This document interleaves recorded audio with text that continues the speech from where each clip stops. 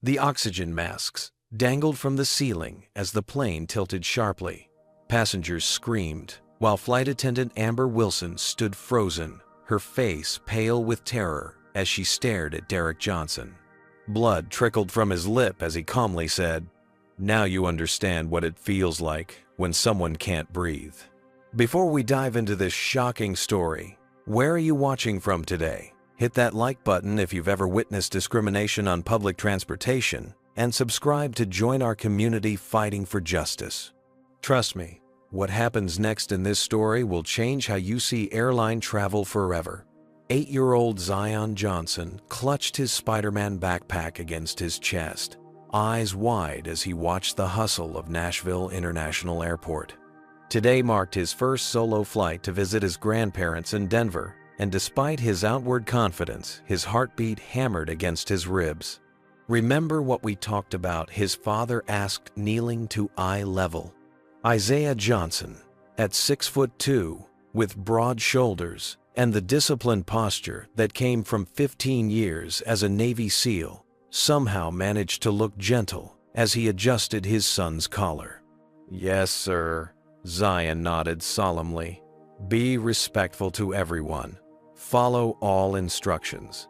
Keep my boarding pass and ID in the front pocket. Don't talk to strangers unless they're airline staff." Isaiah smiled, pride evident in his eyes.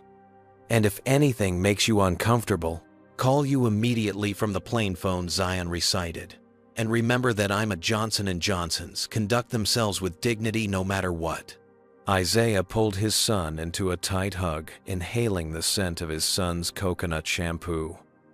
After losing his wife Maria to cancer 2 years ago, Zion had become his entire world. This trip had been Zion's idea. The boy wanted to prove he was growing up, could handle responsibility. Isaiah reluctantly agreed, using his military connections to arrange special monitoring for his son's journey. "Your grandparents will be waiting the minute you step off the plane," Isaiah assured him. "And I'll be there to pick you up in 3 days." As they approached the check-in counter, Isaiah noticed the slight change in the attendant's demeanor, the flash of wariness he'd grown accustomed to seeing when people realized the well-dressed black man and child were traveling together. He'd learned to ignore these microaggressions, focusing instead on teaching Zion to rise above them. After checking in, they proceeded to the security checkpoint where they would part ways. Isaiah handed the security officer Zion's documentation, explaining he was an unaccompanied minor. The officer barely glanced at the papers before waving them through to the special family lane. "I love you, Dad," Zion said, hugging his father one last time. "Love you more, little man," Isaiah replied, his throat tight. "Remember, you come from a long line of strong people. Nothing can break a Johnson." After one final wave, Zion disappeared, through security, walking tall despite his small stature. Isaiah watched until he couldn't see his son anymore, then reluctantly turned away, already counting the minutes until Zion's return. Aboard Coastal Airways Flight 437, Amber Wilson moved efficiently through pre-flight checks.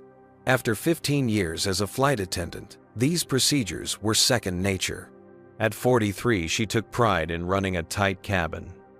Her colleagues described her as by the book, though some privately used less flattering terms. The truth was, Amber had become jaded. The once exciting career had devolved into managing increasingly entitled passengers and their endless demands. When she saw the unaccompanied minor paperwork for an 8-year-old named Zion Johnson, she silently sighed. Children traveling alone usually meant extra work. When the child boarded, a small black boy with neatly braided hair and solemn eyes, she plastered on her professional smile. "You must be Zion," she said, her voice carrying the sing-song tone adults often use with children. "We have a special seat for you right up front, where I can keep an eye on you." Zion nodded politely. "Thank you, ma'am." She raised an eyebrow at his formality but guided him to his seat in the second row. "The flight is nearly full today, so you'll have someone sitting next to you. Just press this button if you need anything." As other passengers boarded, Amber found herself watching Zion. Unlike most children his age, he sat quietly, hands folded in his lap, observing everything with those serious eyes. He followed all instructions to the letter, stowing his backpack, fastening his seatbelt without being asked, carefully reviewing the safety card. Bradley Thompson, a middle-aged white executive in an expensive suit, took the seat beside Zion. He nodded politely to the boy before opening his laptop. "Excuse me, sir," Zion said softly, "but the captain said all electronics should be turned off until we reach cruising altitude." Bradley looked surprised, then smiled. "You're absolutely right, young man. Thank you for the reminder." He closed his laptop, giving Zion an appraising look. "First time flying." "First time flying alone," Sir Zion replied. "My dad says it's important to follow all safety procedures." "Your dad sounds like a smart man," Bradley replied. In the rear galley, Leah Parker, a newer flight attendant in her late 20s, was preparing the beverage cart with Captain Raymond Fletcher. At 58, Fletcher was a company veteran with over 30 years of flying experience. "Looks like a full flight," Fletcher commented, checking the manifest. "Any troublemakers I should know about?" "All smooth so far," Leah replied, uncomfortable with how often Fletcher asked this question, particularly about certain demographics of passengers. "Good," he nodded. "I want an easy flight today." As the plane taxied and eventually took off, Zion watched the ground fall away with wide-eyed fascination. Bradley noticed the boy's white-knuckled grip on the armrest during takeoff, but made no comment respecting the child's dignity. Once they reached cruising altitude, Zion relaxed slightly, his eyes never stopping their curious exploration of the cabin. Neither he nor any of the other passengers could have anticipated how quickly this routine flight was about to transform into a situation that would make national headlines and force an entire industry to confront its darkest biases. 2 hours into the 4-hour flight, Zion Johnson had proven himself to be the model passenger. He'd read quietly from his chapter book, colored in his activity book, and even helped the elderly woman across the aisle retrieve her dropped reading glasses without being asked. Bradley Thompson, the businessman seated beside him, had struck up occasional conversation, impressed by the boy's vocabulary and thoughtfulness. "My dad teaches at the community college sometimes," Zion explained, when Bradley commented on his articulate speech. "He says communication is a skill that can open doors no matter where you come from." Bradley nodded approvingly. "Your father sounds like a wise man." The first hint of trouble came when the plane encountered moderate turbulence. The aircraft shuddered, dropping suddenly before stabilizing. Several passengers gasped. Zion gripped his armrests, his normally composed face betraying momentary fear. "First time experiencing turbulence?" Bradley asked kindly. "No, sir," Zion replied, his voice steady despite his obvious discomfort. "My dad explained, it's just like driving over bumps in the road. Nothing to worry about." Nevertheless, the turbulence continued intermittently, and Zion's breathing grew slightly labored. He reached into his backpack and pulled out a small water bottle, only to discover it was empty. When Amber Wilson passed by with the beverage cart, Zion raised his hand politely, just as his father had taught him. "Excuse me, ma'am," he said, his voice respectful. "May I have some water, please?" Amber glanced at him, but continued serving the passengers in the row ahead. "I'll get to your row in a minute," she replied curtly. 5 minutes passed, then 10. The beverage service continued, but Amber repeatedly skipped Zion's row while serving others who had boarded after him. Bradley Thompson noticed the pattern and frowned slightly but said nothing yet. When Amber finally reached their row, she served Bradley first, offering him a complete selection of beverages. When she turned to Zion, her demeanor changed subtly. "Water," she said flatly, not phrasing it as a question as she had with other passengers. "Yes, please," Zion replied. "Thank you, ma'am." She thrust a small plastic cup at him, filling it halfway before quickly moving on. Bradley raised an eyebrow. "Would you like some of my ginger ale?" he offered Zion. "It helps with an upset stomach during turbulence." "No thank you, sir," Zion replied. "My dad says I should never accept food or drinks from people I don't know, even if they seem nice." Bradley smiled. "Your dad gives good advice." The contrast in Amber's behavior became increasingly apparent as the flight progressed. When a white child about Zion's age asked for an extra snack, Amber responded with a warm smile and even brought him an extra package of cookies. When Zion politely requested a napkin after his water spilled slightly due to turbulence, Amber's response was immediate and harsh. "You need to be more careful." She snapped her voice loud enough that several nearby passengers turned to look. "That's how electronics get damaged and seats get ruined." "I'm sorry, ma'am," Zion replied, his voice small but dignified. "It was an accident." "Well, accidents can be expensive," Amber retorted, roughly thrusting a single napkin at him instead of the stack she'd provided to other passengers with similar minor spills. The spill was minimal, barely a tablespoon of water on Zion's own tray table. But Amber continued to make a scene, returning moments later with a disinfectant wipe and ostentatiously cleaning the area while sighing dramatically. "This is why children shouldn't travel alone," she muttered, just loud enough for nearby passengers to hear. Bradley Thompson had seen enough. As a senior executive at a major corporation who had recently undergone extensive diversity training, he recognized the differential treatment. "Excuse me," he said calmly to Amber. "I believe the spill has been adequately addressed." There was hardly any water, and the young man apologized appropriately. Amber stiffened. "Sir, I'm just doing my job, ensuring the aircraft remains clean and safe." "Of course," Bradley replied, his voice pleasant but firm. "I've just noticed that similar situations with other passengers were handled somewhat differently." Amber's eyes narrowed. "I'm not sure what you're implying, sir, but I treat all passengers equally."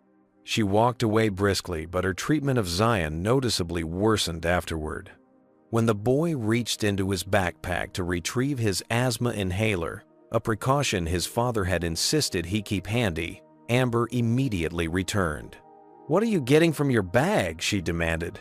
"My inhaler, ma'am," Zion explained, showing her the prescription medication with his name clearly labeled. "I sometimes need it when I get nervous." "You never mentioned any medical condition during boarding," Amber said accusingly.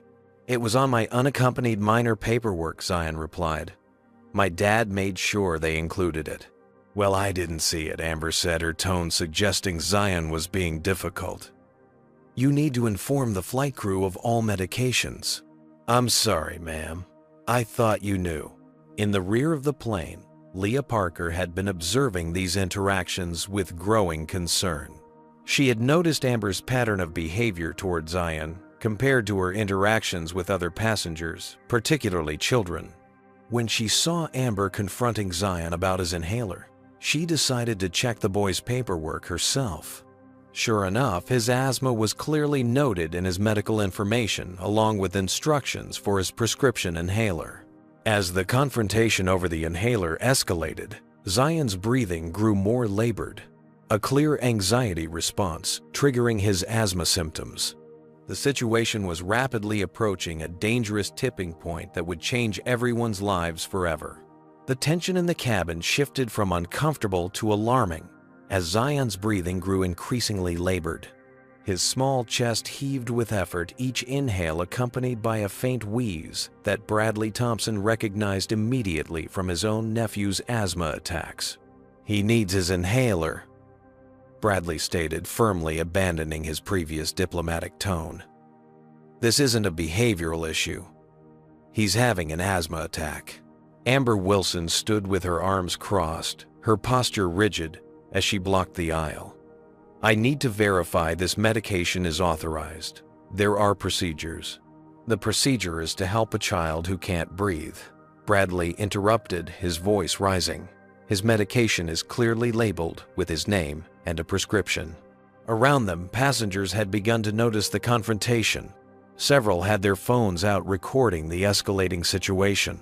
Zion sat rigid in his seat, one hand clutching his chest, the other still holding his inhaler, his eyes wide with growing panic as his airways constricted. "Ma'am," Zion gasped between labored breaths, "please.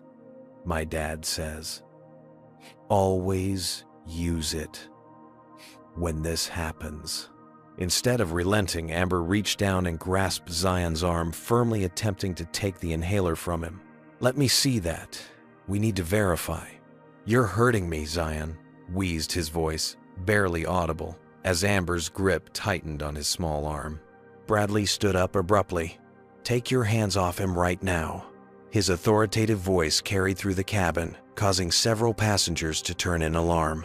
"Sir, I need you to sit down and not interfere with crew instructions," Amber responded, her voice taking on an official tone that contrasted sharply with her actions. Her grip on Zion's arm hadn't loosened, and the boy's breathing was becoming dangerously strained. From 3 rows back, a woman stood up. "I'm a pediatric nurse, and that child is having an asthma attack. He needs his medication immediately." "I am handling this situation," Amber insisted, but her voice wavered slightly as she became aware of the growing number of passengers watching and recording. The confrontation reached a critical point when Amber made a fateful decision. As Zion attempted to raise his inhaler to his mouth, she used her free hand to push his arm down effectively, preventing him from using his life-saving medication. In the process, her hand briefly pressed against his upper chest and lower neck as she leaned over him. "You need to calm down and listen," she said through clenched teeth, unaware that her actions were being captured from multiple angles by passengers' phones. For Zion, the world began to narrow as his oxygen-deprived brain struggled to process what was happening. His father's voice echoed in his mind. "Stay calm, stay dignified, but never let anyone prevent you from getting help when you need it." With the last of his energy, he pressed the call button repeatedly, the universal signal of distress on an aircraft. Bradley Thompson had seen enough. He stood to his full height, his 6-foot frame imposing as he used his body to create space between Amber and Zion. "This has gone too far. He is having a medical emergency, and you are preventing him from receiving treatment. That is assault, and I am witnessing it, along with dozens of other passengers." From further back in the cabin, Leah Parker pushed her way forward, alerted by the commotion and the repeated call button. What she saw horrified her. Zion's lips were taking on a bluish tinge, a dangerous sign of oxygen deprivation. "Amber, stop!" Leah exclaimed, pushing past her colleague. "His asthma is documented in his paperwork. Let him use his inhaler." "I am the senior flight attendant on this aircraft," Amber hissed, but her grip on Zion finally loosened as she became aware of the public relations disaster unfolding. Leah quickly knelt beside Zion, helping him raise the inhaler to his lips. The boy took 2 desperate puffs, his eyes never leaving Amber's face as he fought for breath. Captain Raymond Fletcher's voice crackled over the intercom. "This is your captain speaking. We have a situation that requires flight attendant attention. All passengers must remain seated with seatbelts fastened." What the passengers couldn't see was that Fletcher had activated the cockpit camera to observe the cabin and had witnessed only part of the confrontation, the part where Bradley Thompson stood up and intervened. He hadn't seen the beginning of the incident, or Amber preventing Zion from using his inhaler. Amber seized on the captain's announcement. "Sir, the captain has ordered all passengers to remain seated. You need to sit down immediately." Bradley remained standing. "I will sit when this child receives proper medical attention and is no longer in danger." "He's being disruptive," Amber said loudly, clearly playing to the cockpit camera. "He refused to follow instructions and became combative when I attempted to verify his medication." The blatant mischaracterization of events caused an immediate reaction throughout the cabin. A chorus of objections rose from witnesses, with several passengers shouting that Amber was lying. "We all saw what happened. She wouldn't let him use his inhaler. The boy couldn't breathe. She put her hands on his neck. Captain Fletcher's voice came over the intercom again, this time with a harder edge. "This is the captain. We are diverting to Denver International Airport due to a disruptive passenger situation. Flight attendants prepare the cabin for landing." Zion, finally able to breathe somewhat normally thanks to his inhaler, looked up at Leah with tears in his eyes. "Am I in trouble? I didn't do anything wrong. I just couldn't breathe." "No, sweetheart, you're not in trouble," Leah assured him, shooting a disgusted look at Amber, who had retreated to the galley to confer with another flight attendant. With shaking hands, Zion reached for the seatback phone. "I need to call my dad," he whispered. "He told me to call if anything bad happened." As Leah helped him dial, no one on the plane could have predicted the chain of events that would unfold once Isaiah Johnson learned what had happened to his son, or how quickly he would arrive. Would you continue watching a child struggle to breathe, or would you step in like Bradley did? Comment number 1 if you believe Amber should lose her job immediately, or number 2 if you think she deserves a chance to explain her actions. Don't forget to hit that like button if you're outraged by this treatment, and subscribe for more stories of justice being served. What do you think Isaiah will do when he discovers what happened to his son? Keep watching to find out how a Navy SEAL father responds to his child being mistreated. The sudden announcement of an emergency landing sent a ripple of tension through the cabin. Outside the windows, the plane banked sharply as Captain Fletcher redirected their course toward Denver International Airport. Ironically, Zion's intended destination, though they were arriving under circumstances no one could have anticipated. In the cockpit, Fletcher was on the radio with Denver Air Traffic Control, his voice betraying none of the bias that had influenced his decision. Coastal Airways Flight 437 requesting priority landing due to disruptive passenger situation. No physical threats to aircraft, but we need security to meet the plane. Copy that, Coastal 437, came the response. You are cleared for priority approach to runway 26. Security will be standing by. Do you require medical assistance as well? Fletcher hesitated, then replied, affirmative. We have a minor who may require medical evaluation. He didn't specify the nature of the medical issue, leaving Denver authorities with incomplete information. In the main cabin, Zion had finally managed to reach his father on the seatback phone, his voice trembling as he recounted what had happened. Leah Parker stood protectively beside him, ensuring Amber couldn't interfere with the call. Dad, Zion whispered, his voice still raspy from the asthma attack. Something bad happened. The flight attendant wouldn't let me use my inhaler, and she grabbed me. 2,000 miles away in Nashville, Isaiah Johnson felt a cold fury crystallize in his chest as he listened to his son's labored breathing. Years of SEAL training had taught him to channel emotion into focused action, and that discipline kicked in automatically. Are you breathing okay now, son? He asked, his voice deliberately calm. Yes, sir. The nice lady flight attendant helped me, and Mr. Thompson protected me. I'm proud of you for calling me, Isaiah said. Can you put one of the adults on the phone? Leah took the receiver, introducing herself quickly and confirming Zion's account. We're being diverted to Denver right now. The captain is claiming it's because of a disruptive passenger, but that's not what happened. Your son did absolutely nothing wrong. I understand, Isaiah replied, his voice measured.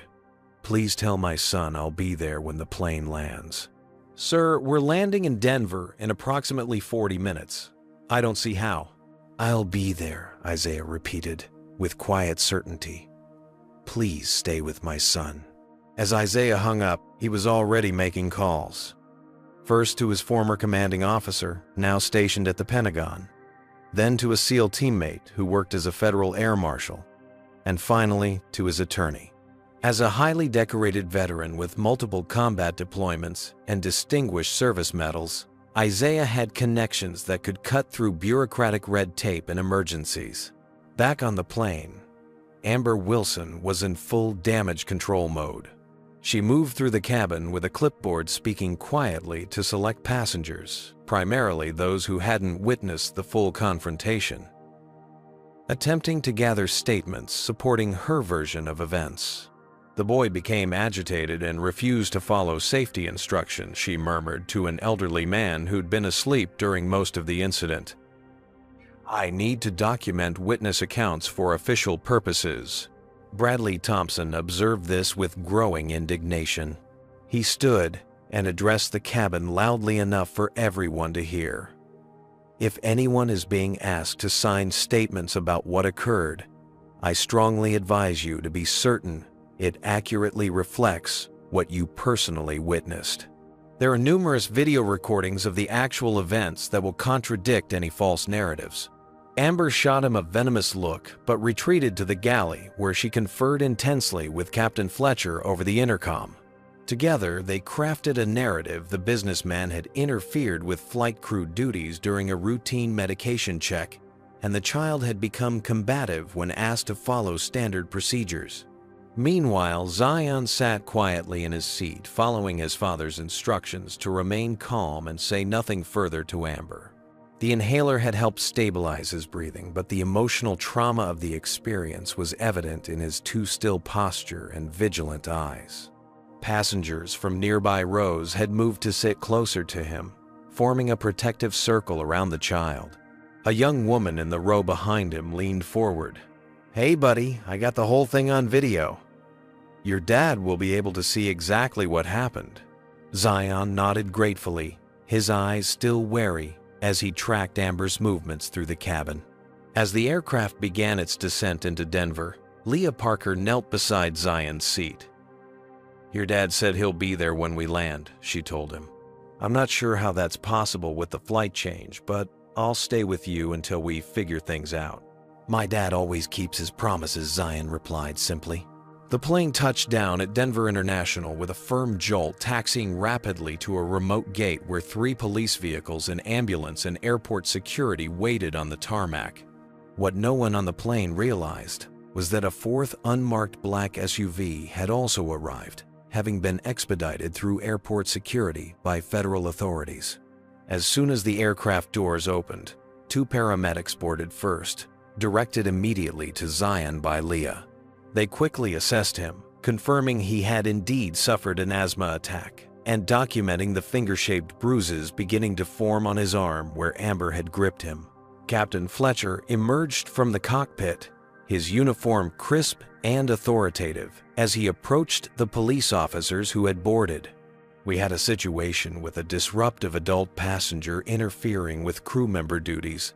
He began gesturing toward Bradley Thompson and an unaccompanied minor who, he never finished the sentence. A commanding voice from the jetway cut through the cabin like a blade. "My son has asthma," which was clearly documented in his travel paperwork. "I'd like to understand why he was physically restrained from using his prescribed medication during an attack." Every head turned toward the imposing figure who had boarded the aircraft.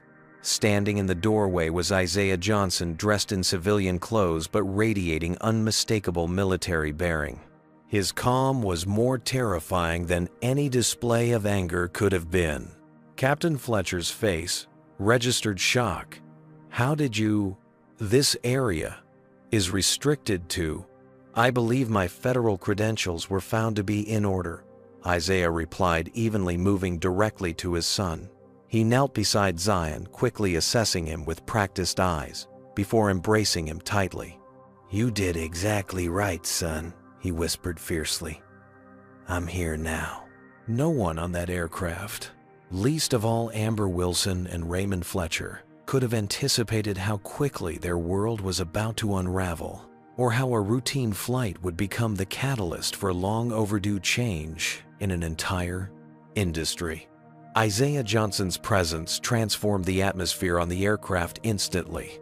Though dressed in civilian clothes, a charcoal gray button-down and dark jeans, everything about him communicated military precision and controlled power. The whispers spread rapidly through the cabin. "That's his dad. How did he get here so fast? I heard he's special forces. While cradling Zion with one arm, Isaiah addressed the paramedics with the calm efficiency of someone accustomed to crisis situations. My son has exercise-induced asthma, exacerbated by anxiety. He uses an albuterol inhaler, 90 mg. Last dose approximately 35 minutes ago during the acute attack. He has no other medical conditions or allergies. The lead paramedic nodded, impressed by the precise information. We'd still like to check his oxygen levels and listen to his lungs, if that's all right with you, sir. Proceed, Isaiah agreed, keeping a reassuring hand on Zion's shoulder as the paramedics attached a pulse oximeter to the boy's finger and placed a stethoscope on his chest. Oxygen saturation at 94%, the paramedic reported. Lower than optimal, but not critical. Lungs still have some wheezing, but are clearing. He should be monitored, but it doesn't appear he needs hospitalization. Throughout this exchange, Captain Fletcher and Amber Wilson stood frozen, their carefully constructed narrative crumbling before their eyes. The police officers who had boarded initially expecting to remove a disruptive passenger now looked uncertainly between the flight crew and the clearly composed military father caring for his distressed child. Bradley Thompson seized the moment to approach one of the officers. "Sir, I believe you should know that numerous passengers recorded the incident." The child was physically prevented from using his prescribed inhaler during an asthma attack, despite having proper documentation. The officer raised an eyebrow. That's a serious allegation.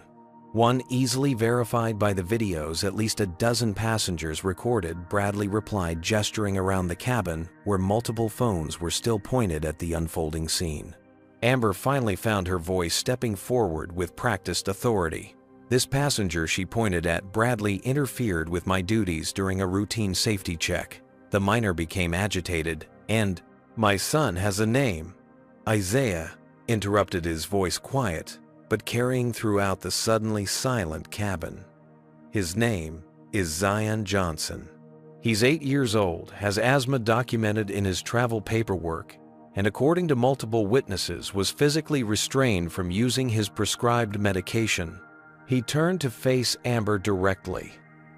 "I'd like to understand why you put your hands on my son's body and prevented him from taking medication that he legally possesses and is medically required to use." Amber's composure faltered under Isaiah's steady gaze. "I was following company protocol for verifying medications." He became uncooperative and liar. "The accusation came from an elderly woman 4 rows back. We all saw what happened. You ignored that child for hours, then manhandled him when he needed his medicine. I have it all on video." Another passenger called out. Captain Fletcher attempted to regain control of the situation. "As the captain of this aircraft, I need to inform everyone that recording crew members without consent is against company policy, and recording instances of discrimination and medical neglect is protected by federal law," came a new voice from the jetway. A man in a crisp suit stepped onto the plane, presenting credentials to the police officers. "Martin Reynolds, Federal Aviation Administration. We received multiple reports of a serious incident aboard this flight. I'll need statements from all crew members and any passengers willing to provide them." Fletcher's face drained of color as he recognized the FAA investigators' authority. The situation had escalated far beyond a simple customer service issue. Isaiah turned his attention back to his son, speaking gently. "Zion, I need you to tell these officers exactly what happened, just like we've practiced. Clear, honest, and detailed." Zion nodded his composure, returning now that his father was present. With remarkable articulation for an 8-year-old, he recounted the events, how Amber had repeatedly ignored him while serving others, her disproportionate reaction to the water spill, and finally her physical intervention when he tried to use his inhaler. "She squeezed my arm really tight," he concluded, rolling up his sleeve to reveal the darkening bruises in the shape of fingerprints. "And then she pushed down here," he pointed to his upper chest and lower neck, so I couldn't raise my inhaler to my mouth. That's when I really couldn't breathe, and Mr. Thompson stood up to help me. The police officers exchanged glances, their initial assumption about the situation completely reversed. One of them turned to Amber. "Ma'am, these are very serious allegations, supported by multiple witnesses and apparent physical evidence." Amber's professional demeanor cracked completely. "You don't understand the pressure we're under. These unaccompanied minors are constantly breaking rules, and we're responsible if anything happens." He was reaching into his bag without permission, and I was just following. Protocol. The protocol for a child having an asthma attack is to help them use their medication, Leah Parker stated firmly, stepping forward from where she had been quietly observing. "I've worked for Coastal Airways for 3 years, and there is absolutely no protocol that justifies physically restraining a child from using a prescribed inhaler." She turned to the FAA investigator. "Mr. Reynolds, I've witnessed a pattern of differential treatment from both Flight Attendant Wilson and Captain Fletcher toward passengers of color. Today's incident was extreme, but not isolated." Captain Fletcher's face reddened. "Parker, you're out of line. Your probationary status. Threatening a whistleblower is also against federal regulations." Reynolds interrupted smoothly. "Miss Parker will take your statement separately." Isaiah Johnson, who had been quietly assessing the situation while comforting his son, finally addressed the gathered officials. "I want to be clear about my intentions here. My primary concern is my son's well-being. However, this incident represents something far more significant than one bad flight experience." He stood to his full height, his military bearing unmistakable. "I've served this country through 3 combat deployments as a Navy SEAL. I've bled for the ideals America claims to uphold. Today, my 8-year-old son was physically assaulted because of assumptions made about him based on the color of his skin. This is not a misunderstanding. This is not a case of following protocol. This is discrimination that endangered my child's life, and it will be addressed appropriately." The cabin fell completely silent. Even the most distracted passengers could feel the weight of his words and the quiet authority with which he delivered them. "I have connections throughout the military, government, and airline industry," Isaiah continued. "I could make calls that would end careers instantly. But that's not how justice works. What I want is accountability, systemic change, and assurance that no other child will experience what my son did today." Bradley Thompson stood up. "Mr. Johnson, I'm Bradley Thompson, Senior Vice President at Meridian Consulting. We specialize in corporate diversity training and compliance. I witnessed everything that happened to your son, and I'd like to offer my firm's services pro bono to assist in whatever way would be most helpful." Isaiah nodded his appreciation as the FAA investigator moved to the center of the aisle. "All passengers will be deplaned shortly. We're requesting that anyone with video evidence, please share it with our investigators. Those willing to provide statements can do so in the terminal." As passengers began collecting their belongings, Isaiah knelt beside Zion again. "You handled yourself with dignity and courage today," he said softly. "I couldn't be prouder." Zion looked up at his father, his eyes wise beyond his years. "Dad, are they in big trouble?" Isaiah glanced at Amber and Captain Fletcher, now being interviewed separately by investigators. "Yes, son. But more importantly, this might help make things better for lots of other people." As they prepared to deplane, neither of them could have predicted how right Isaiah's words would prove to be, or how far-reaching the consequences of this day would become. The scene that greeted Isaiah and Zion Johnson as they exited the jetway was unprecedented. The concourse had been partially cleared, creating a secure area where airport police, FAA officials, and Coastal Airways executives had gathered. But beyond the security cordon, a crowd had formed. Passengers from connecting flights with phones, raised airport employees watching with concerned expressions, and most surprisingly, several news crews setting up equipment. "How did the media get here so quickly?" Isaiah murmured to Bradley Thompson. who had stayed close by as they deplaned. Social media, Bradley replied grimly, showing Isaiah his phone. Passengers were live streaming even before we landed. It's already trending number Coastal Airways assault and number Let Zion breathe. Isaiah instinctively positioned himself to shield Zion from the cameras. I didn't want this kind of exposure for him. Dad, it's okay, Zion said quietly. You always say that sometimes doing the right thing means being uncomfortable. A slight smile touched Isaiah's lips at hearing his own words reflected back to him. That's true, son. I just didn't expect you'd have to apply that lesson so young. A distinguished-looking man in an impeccable suit broke away from the group of executives and approached them. Mr. Johnson, I'm Victor Pearson, Chief Operating Officer for Coastal Airways. First, let me express my profound regret for what happened to your son today. Isaiah assessed the executive with a practiced eye, noting the genuine concern in his expression, but also the calculated damage control underway. I appreciate you coming personally, Mr. Pearson, but I'd prefer any discussions about this incident take place with my attorney present. Of course, Pearson nodded. We've arranged a private lounge for your comfort while Zion will need to be examined more thoroughly by his regular physician. Isaiah interrupted. My priority is getting him proper medical attention. Before Pearson could respond, a commotion at the terminal entrance drew everyone's attention. 4 men in civilian clothes but with unmistakable military bearing entered the concourse, moving with coordinated precision toward Isaiah. Command Master Chief, the lead man, called out using Isaiah's former SEAL team designation as he approached and clasped Isaiah's hand firmly. We came as soon as we got your message. Isaiah's expression softened slightly at the sight of his former teammates. Mason wasn't expecting the whole squad. When one of our kids is mistreated, we all show up, replied Mason Rivera, his face grave. Ramirez is handling perimeter security. Williams is coordinating with airport administration, and Carter is dealing with the media requests. The arrival of 4 former Navy SEALs instantly changed the dynamic in the terminal.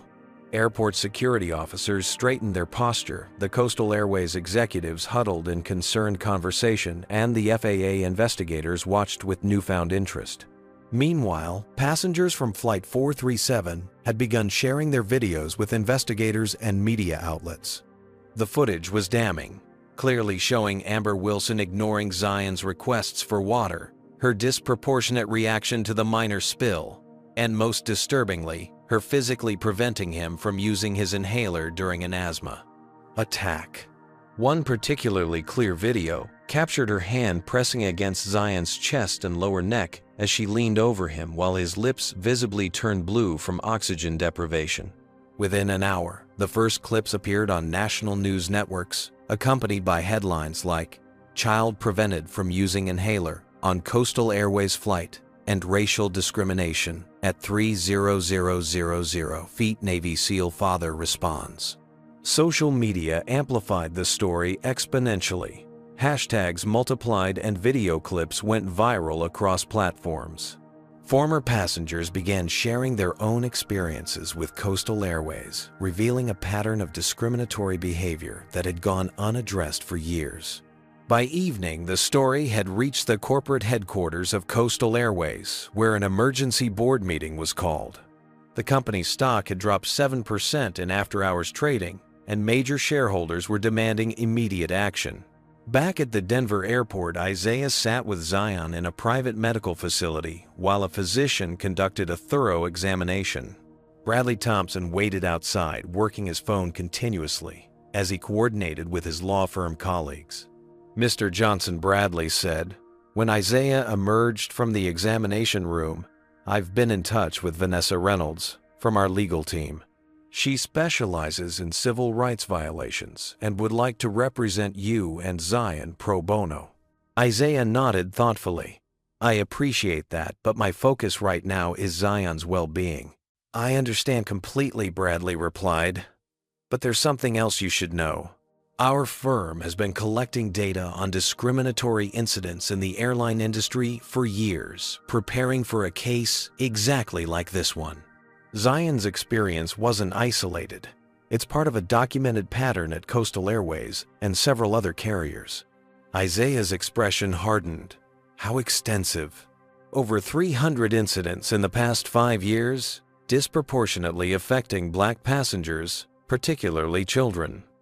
Most were settled quietly, with non-disclosure agreements.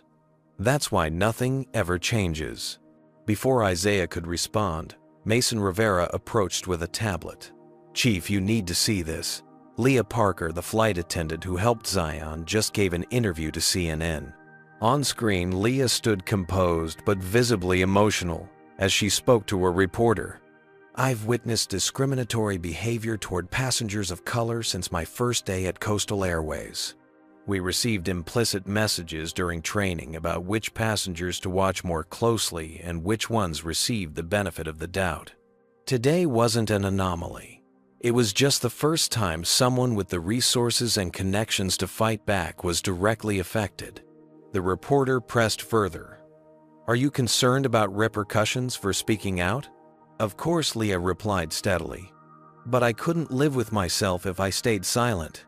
This industry has systematic problems that need to be addressed, and Captain Fletcher and Flight Attendant Wilson are just symptoms of a much larger issue." As the interview concluded, Mason muted the tablet. "She's brave," he commented. "Probably just ended her career." "Not if I have anything to say about it," Isaiah replied, his decision crystallizing. "Bradley, please have Miss Reynolds contact me. I think we need to talk after all." As evening fell, the story continued to evolve. Coastal Airways issued a preliminary statement announcing that Amber Wilson and Raymond Fletcher had been placed on administrative leave pending investigation. The statement was carefully worded, emphasizing the company's commitment to diversity and inclusion while avoiding any acknowledgement of wrongdoing. The public response was immediate and overwhelmingly negative. The corporate statement was perceived as inadequate damage control rather than genuine accountability.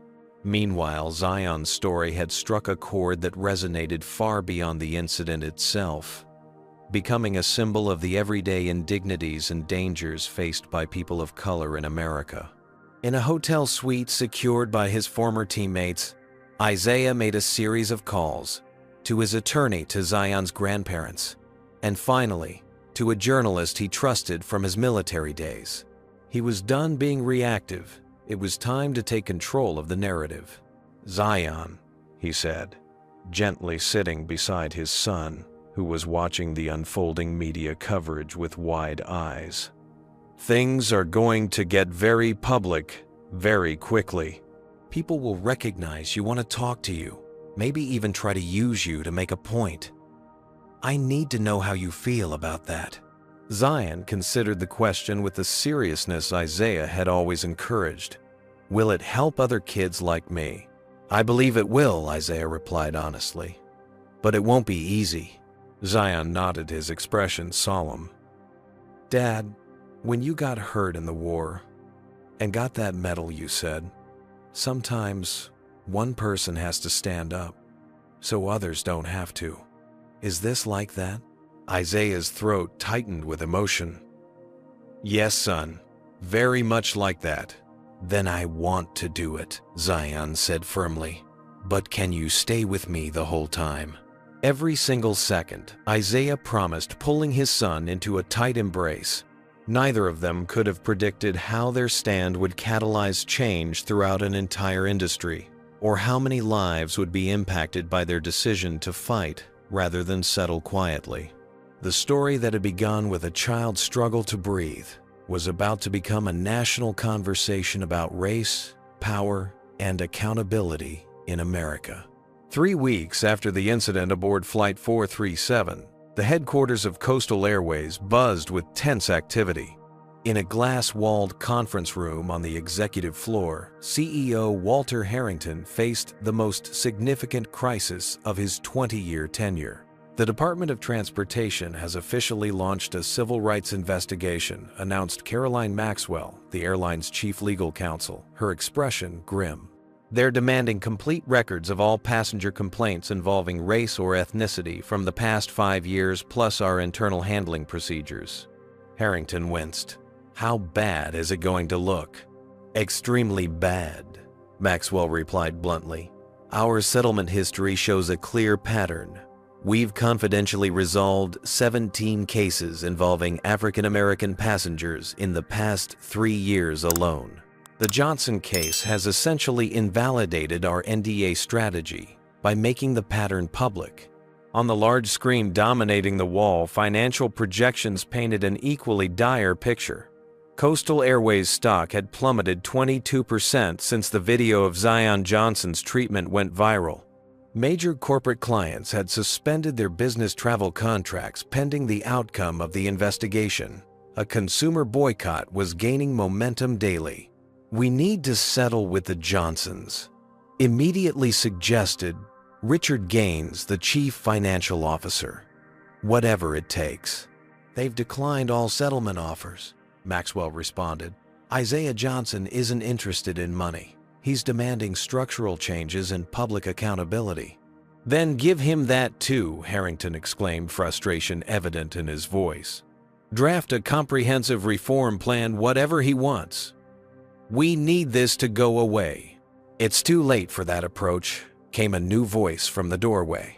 Vanessa Reynolds entered the room, her professional demeanor belying the bombshell she was about to deliver.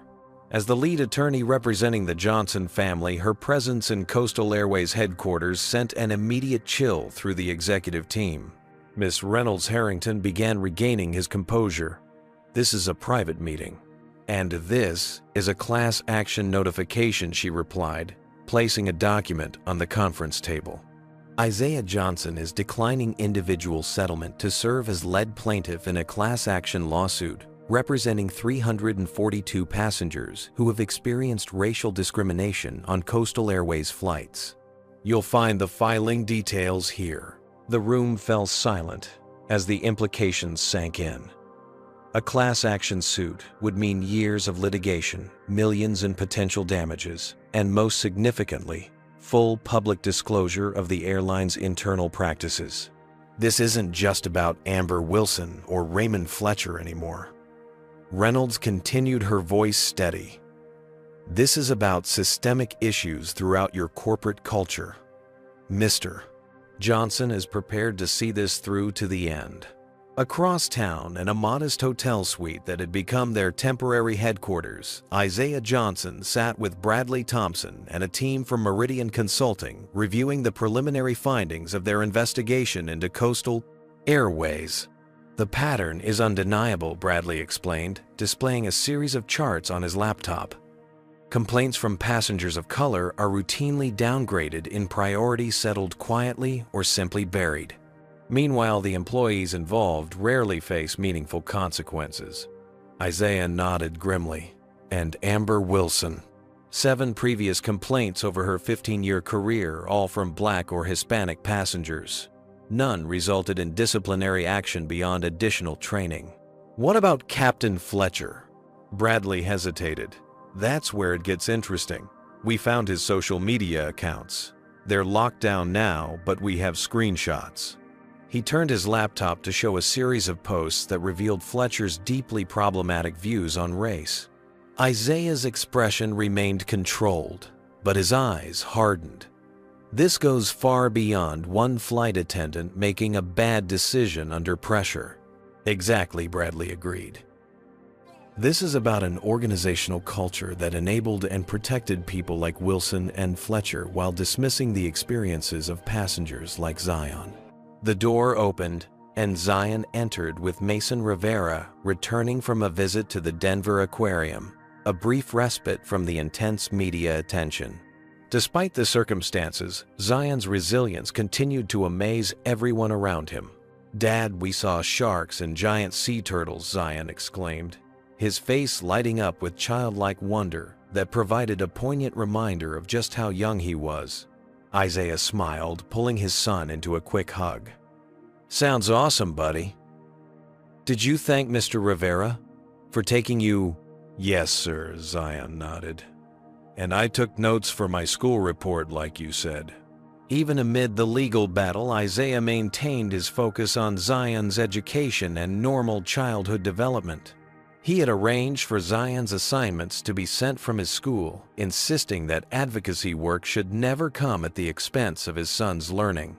While Isaiah had declined most media appearances for Zion, he had carefully selected one interview with a respected journalist who agreed to his strict conditions. The resulting segment had humanized Zion beyond the viral videos, showing him as a thoughtful, articulate child who loved science, basketball, and Marvel superheroes. The interview had shifted public perception dramatically, moving from abstract outrage over discrimination to emotional connection with an actual child who had been harmed. Donations to the newly established Johnson Foundation for Transportation Equity had surged, providing resources for other families without Isaiah's connections or resources. Meanwhile, Leah Parker had become an unexpected hero in the unfolding story.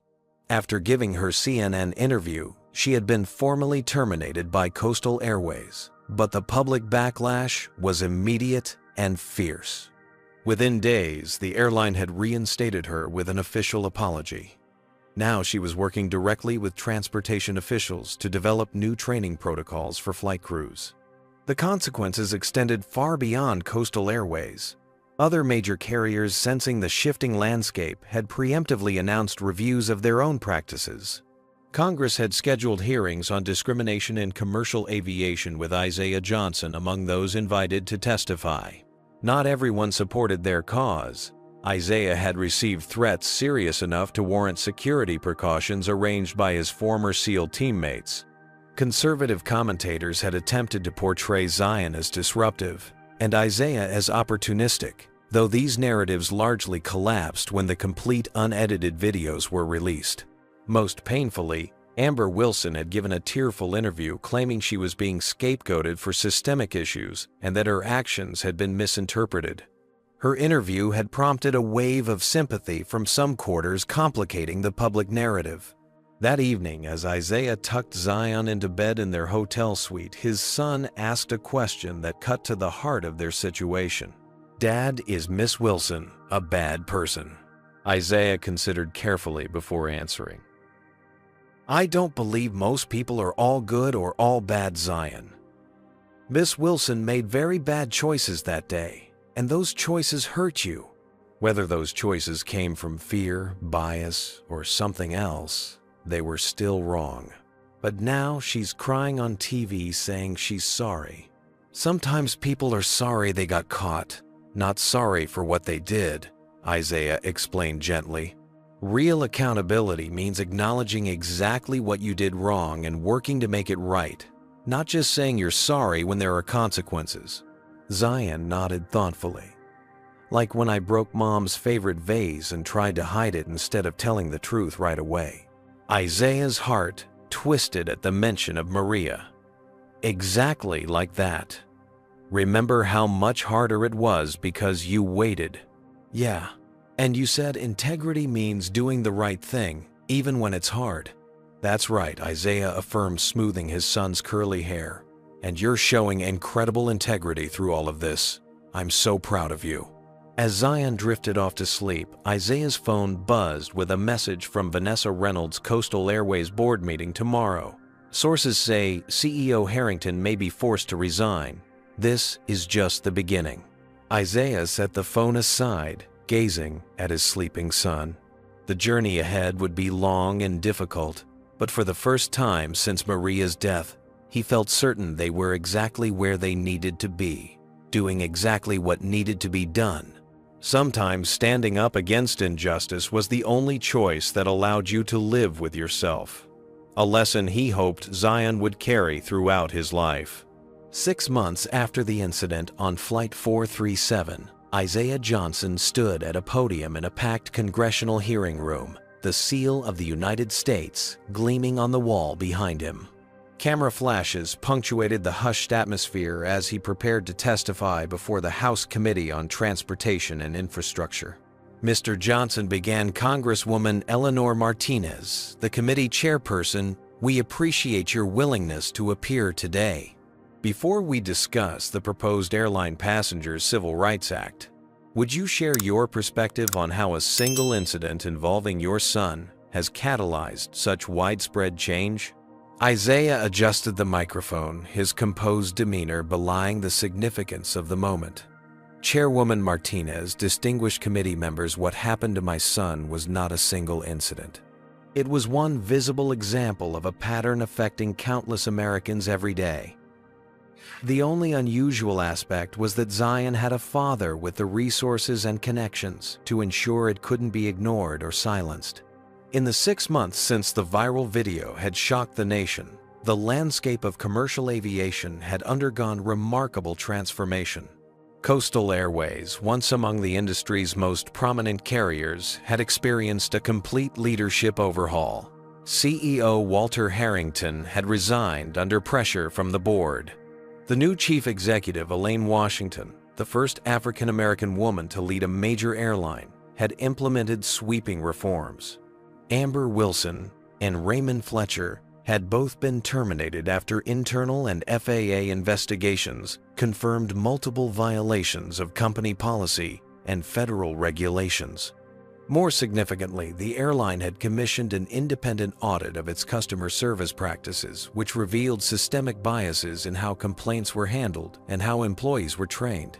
The proposed legislation before you today, Isaiah continued, would standardize non-discrimination protocols across all carriers, require transparent reporting of civil rights complaints, and establish an independent review board with actual enforcement authority.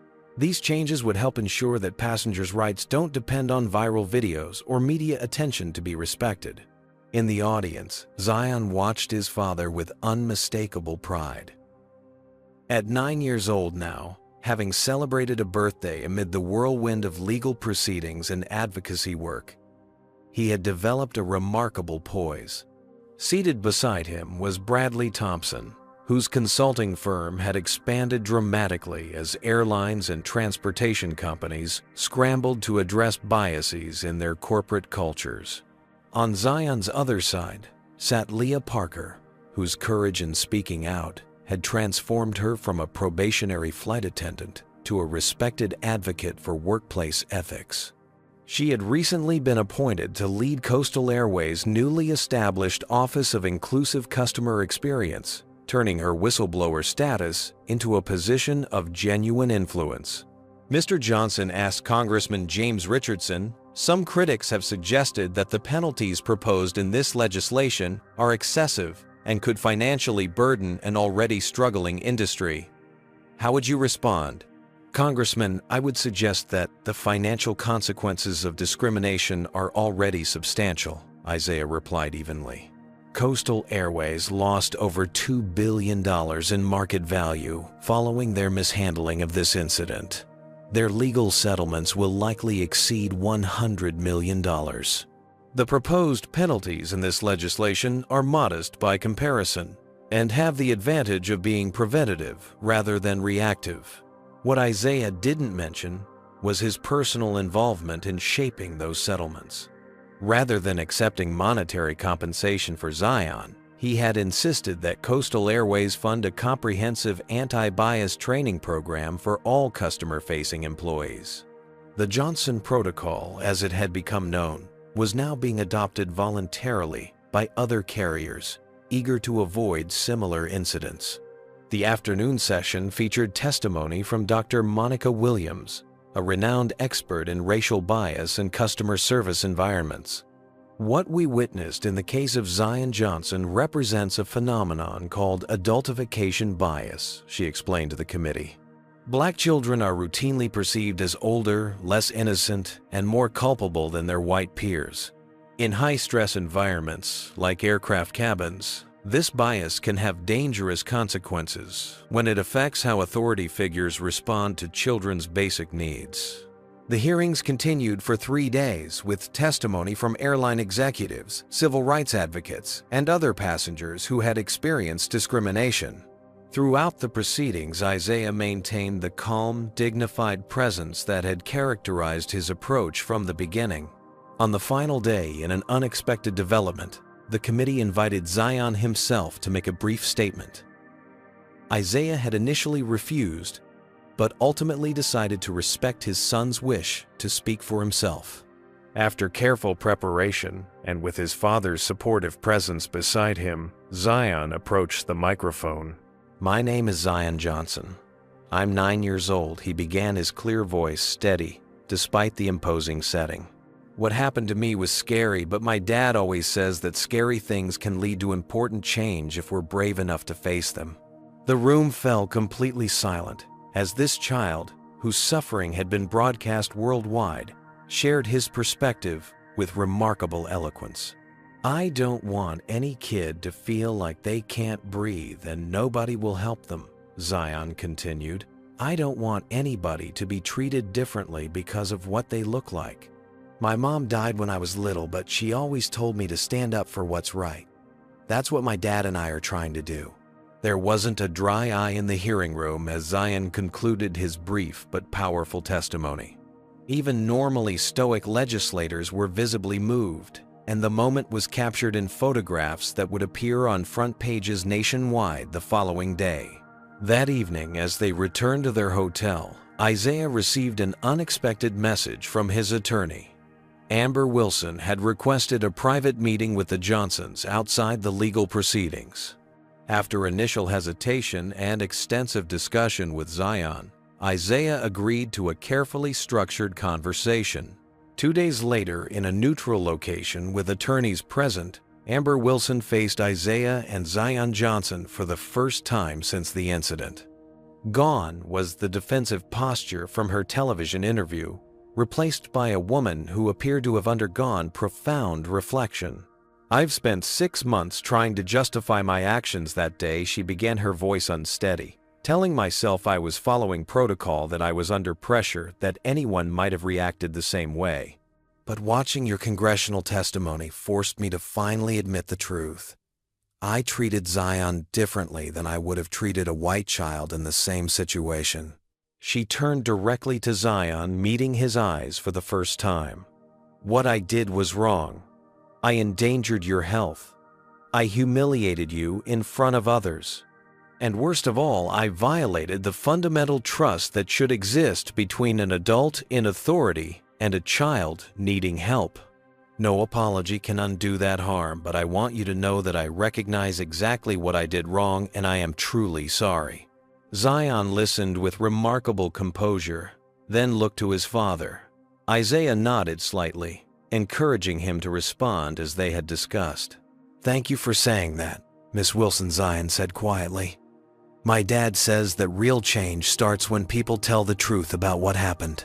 The meeting concluded without dramatic reconciliation, but with something perhaps more valuable, a genuine acknowledgement of harm and responsibility that might serve as a foundation for healing. As they left the meeting, Isaiah received news that would mark the culmination of their 6-month journey. The Airline Passengers Civil Rights Act had passed out of committee with bipartisan support and was headed for a floor vote with favorable prospects. The legislation included key provisions they had advocated for, including mandatory anti-bias training for all air crews, transparent reporting requirements for civil rights complaints, and an independent oversight board with real enforcement authority. "Did we do it?" Dad Zion asked, as they walked hand in hand through the Capitol grounds, cherry blossoms swirling around them in the spring breeze. "Did we fix it?" Isaiah squeezed his son's hand. "We helped start something important, son. Fixing systemic problems takes time, and many people working together. But yes, I believe we've made a real difference."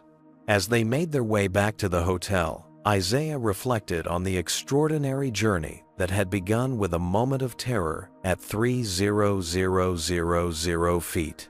The path had been difficult, but the transformation, both in the industry and in Zion himself, had been remarkable to witness. His son had emerged from trauma not as a victim but as an advocate, turning pain into purpose in a way that honored Maria's memory and reflected the values they had always tried to instill. The true measure of their impact would unfold in the months and years ahead, as new protocols were implemented and corporate cultures slowly shifted. But whatever the future held, Isaiah knew that Zion would face it with the same courage and dignity he had demonstrated throughout this chapter of their lives. 1 year to the day after the incident aboard Flight 437, Zion Johnson stood in the crowded terminal of Denver International Airport, a look of quiet determination on his face as he clutched his boarding pass. At 10 years old now, he had grown nearly 2 inches taller and carried himself with a confidence born of extraordinary experience. "You ready for this, little man?" Isaiah asked, placing a supportive hand on his son's shoulder. "Yes, sir," Zion nodded firmly. "I'm ready." This flight was symbolic in more ways than one. It marked Zion's first time boarding an aircraft since the traumatic incident a year earlier. It was also the inaugural journey of Coastal Airways' completely redesigned youth travel program, which Zion himself had helped develop as part of the airline's comprehensive reforms. The changes at Coastal Airways over the past year had been revolutionary. Under CEO Elaine Washington's leadership, the company had transformed from a case study in crisis mismanagement to an industry leader in inclusive customer service. The Johnson Protocol for Anti-Bias training was now mandatory for all employees, with refresher courses every 6 months. The airline had established an independent passenger advocacy office with direct reporting lines to the board of directors. Most significantly, they had revised every aspect of their unaccompanied minor program with input from child development experts, civil rights organizations, and Zion himself. "Mr. Johnson, Zion, we're ready for you now." The voice belonged to Michael Chen, Coastal Airways' new Director of Customer Experience, personally overseeing this high-profile flight. The media presence was carefully controlled, no cameras inside the terminal by Isaiah's request, but the significance of the moment was not lost on anyone present. As they approached the gate, Isaiah noticed Zion's steps slow slightly. He knelt to eye level with his son. "Remember, you don't have to do this. We can turn around right now, no questions asked." Zion took a deep breath, his expression resolute. "Dad, you always say courage isn't about not being scared. It's about doing what's right, even when you are scared." Isaiah smiled, his chest tightening with pride. "That's my boy." Together, they proceeded to the gate, where a new team of specially trained flight attendants waited to welcome Zion aboard. The lead attendant, a warm-faced woman named Denise Reynolds, knelt to introduce herself directly to Zion rather than speaking through his father. "It's an honor to have you with us today, Zion," she said sincerely. "I want you to know that I personally reviewed your medical information, including your asthma management plan. Your inhaler is noted in our system, and every crew member is aware that you might need to use it at any time without restriction." Zion nodded, visibly relaxing at this explicit acknowledgement. "Thank you, ma'am." The boarding process proceeded smoothly, with Isaiah accompanying Zion to his seat. Another change in policy that allowed parents to settle unaccompanied minors before deplaning. As they walked through the first-class cabin toward Zion's premium seat, upgraded courtesy of the airline, Isaiah noticed a familiar face. Leah Parker sat in the flight attendant jump seat, having requested special assignment to this symbolic flight. She smiled warmly at Zion. "Good to see you again, under better circumstances." In the year since her whistleblowing had helped expose Coastal Airways' systematic issues, Leah had risen from reinstated flight attendant to key advisor on the company's reform initiatives. Her courage had earned her both professional advancement and personal satisfaction in seeing real change implemented. As Isaiah prepared to leave the aircraft, he hugged Zion tightly. "Your grandparents will be waiting in Nashville. I'll see you in 3 days." "I know, Dad," Zion replied with the hint of a preteen eye roll that suggested he was indeed recovering his normal childhood development despite the extraordinary year behind them. "I've got my phone, my emergency contacts, and my inhaler in the front pocket of my backpack." Isaiah smiled and gave his son one final hug before making his way to the exit. As he stepped off the plane, he found Michael Chen waiting in the jetway. "Mr. Johnson, there's someone who requested to speak with you before you leave." Isaiah followed Chen to a small private lounge near the gate, where, to his surprise, he found Amber Wilson waiting. The former flight attendant had undergone her own transformation over the past year. After her termination from Coastal Airways, she had initially fallen into bitter recrimination, but their meeting 6 months earlier seemed to have catalyzed a genuine change. "Thank you for seeing me," she said, rising as Isaiah entered. "I wanted to be here today, though. I understand why I couldn't be on the aircraft." Isaiah nodded, his expression neutral but not hostile. "What can I do for you, Miss Wilson?" "I wanted you to know that I've spent the past year working with an anti-racism education program in Denver Public Schools," she explained. "Using my experience, my failure, as a teaching tool for others. The program reaches over 5,000 students and teachers annually." Isaiah's expression softened slightly. "That's commendable." "I don't expect forgiveness," Amber continued, "but I wanted you to know that what happened changed me fundamentally. I had to confront biases I didn't even know I carried, and now I'm dedicated to helping others do the same before they cause harm." Isaiah considered her words carefully before responding. "Accountability isn't about punishment, Miss Wilson. It's about taking responsibility and working to ensure the harm doesn't repeat for anyone." "It sounds like you're doing that."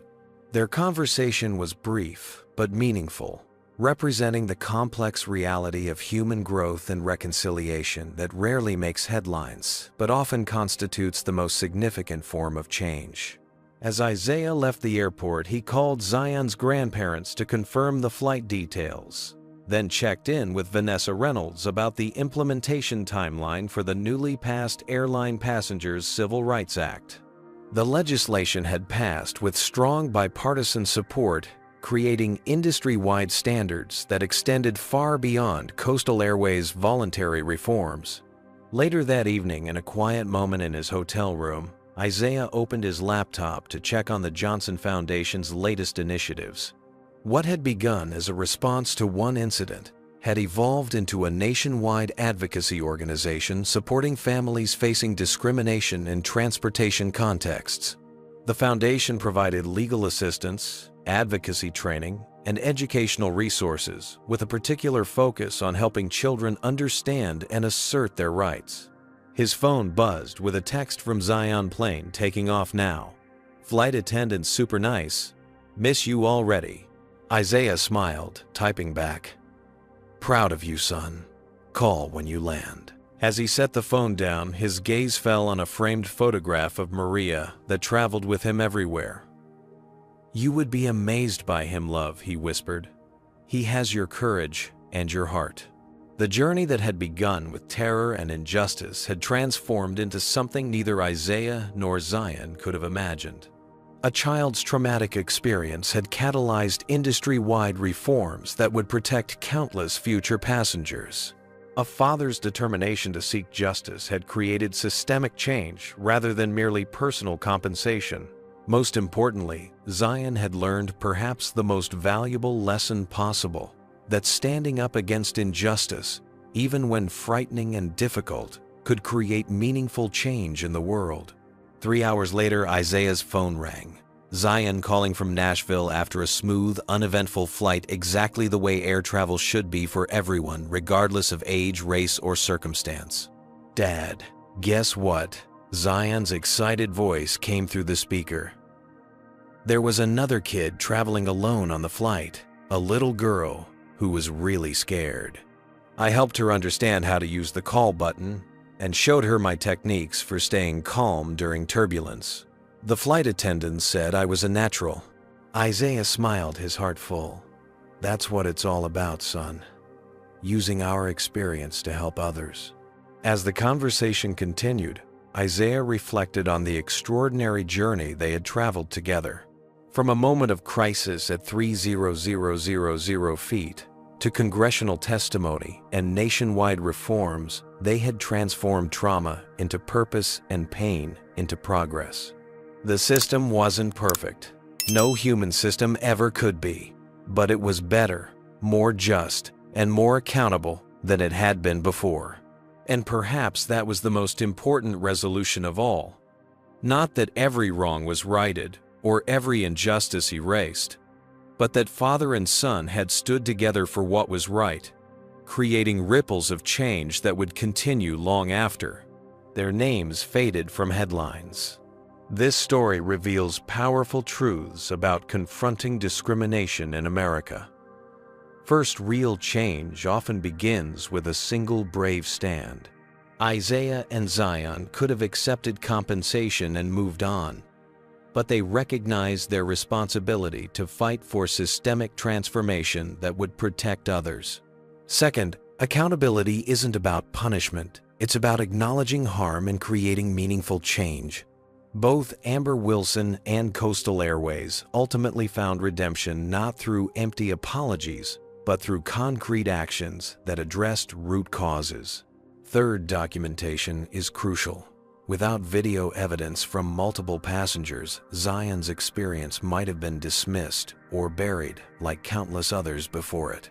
In today's world, technology can be a powerful tool for justice when used responsibly. Most importantly, this story demonstrates that children deserve to be believed, respected, and protected regardless of their race.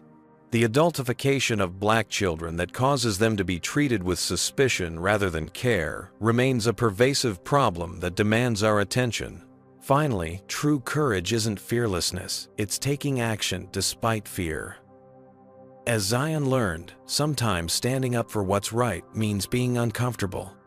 But it's how we create the world we wish to see. What's your takeaway from Isaiah and Zion's story? Have you ever witnessed discrimination and wished you had spoken up?